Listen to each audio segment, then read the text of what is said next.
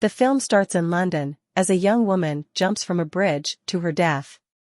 She is later recovered by a disfigured scientist named Godwin Baxter and reanimated as an entirely different person named Bella, who behaves with the mentality of a small child and refers to Godwin as God. During one of Godwin's lectures, he calls upon Max McCandles to join him and become his assistant, along with his maid Mrs. Prim. Max meets Bella and quickly becomes smitten with her despite her condition. While working together, Godwin tells Max that after he recovered Bella's body from the water, he saw that she was pregnant, and he replaced her original brain with that of the baby, hence her lack of maturity. Bella views Godwin as something of a father figure. Max spends time with Bella, trying to help her advance her intelligence. When he starts telling her about places around the world, Bella's interest in going out increases, something that Godwin tries to forbid her from doing. He is eventually convinced to join Bella and Max for a picnic in a nearby park. A struggle ensues when Bella tries to leave their coach again, and Godwin chloroforms her to calm her down. When she wakes up, Bella starts to discover self-pleasure and begins trying to masturbate. Godwin later tells Max that he thinks there is a mutual love between Bella and Max, and suggests that he ask for her hand in marriage. Max admits he does have feelings, and he eventually does ask Bella for marriage, on Godwin's condition that they live with him. Godwin is visited by a lawyer named Duncan Wedderburn, who later meets Bella and quickly takes a liking to her. Duncan offers Bella a chance to join him on a trip to Lisbon, even though Godwin would not allow it. She announces her intentions to Godwin and Max, who both express displeasure, but while Godwin lets her go, Bella kisses Max and chloroforms him so he will not try to pursue her further.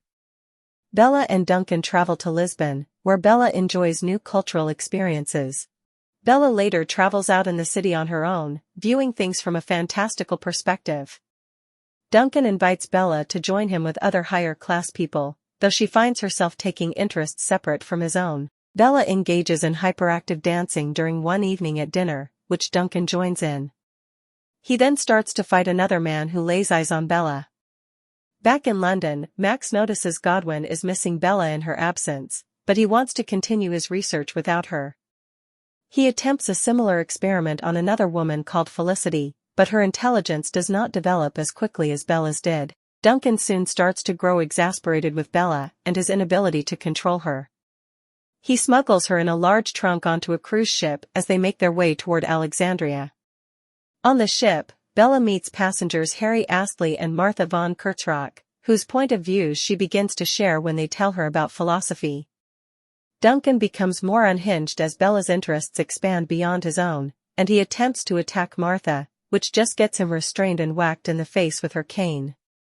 When they reach Alexandria, Harry shows Bella a group of lower-class people in the city, some dead in the streets, which horrifies her to the realities of the world and leads her to have a breakdown before Harry restrains her. Bella gathers Duncan's money and gives it to the crew of the ship for what she thinks is a generous donation. With no funds left, Bella and Duncan are removed from the ship in Marseille, but she says goodbye to Harry first. The pair end up in Paris, where Bella comes upon a brothel and seeks employment and housing by Madame Swiney. Duncan becomes disgusted by Bella fornicating with multiple men, then becomes pissed when he learns she had emergency funds given to her by Godwin. Bella later befriends a fellow prostitute named Toinette, who introduces her to socialism. Duncan eventually has a breakdown and gets institutionalized. He writes to Godwin, who is falling heavily ill.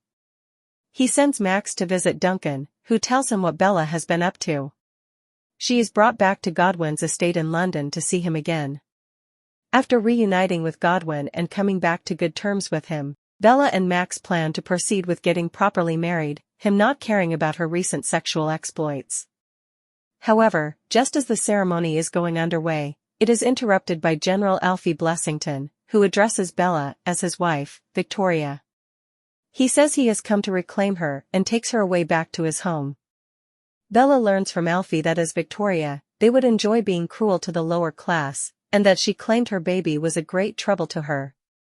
Bella realizes that she had committed suicide to get away from her horrible marriage. When she tries to leave, Alfie aims a gun at her and orders her to drink a chloroform-laced cocktail. She throws the drink in his face and causes Alfie to shoot himself in the foot before passing out. Bella returns to Godwin and lays in bed with him and Max as he dies peacefully. Bella is later shown continuing Godwin's research along with Max, Mrs. Prim, Felicity, and Toinette.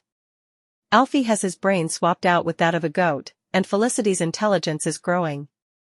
Bella spends the afternoon reading with a light smile on her face.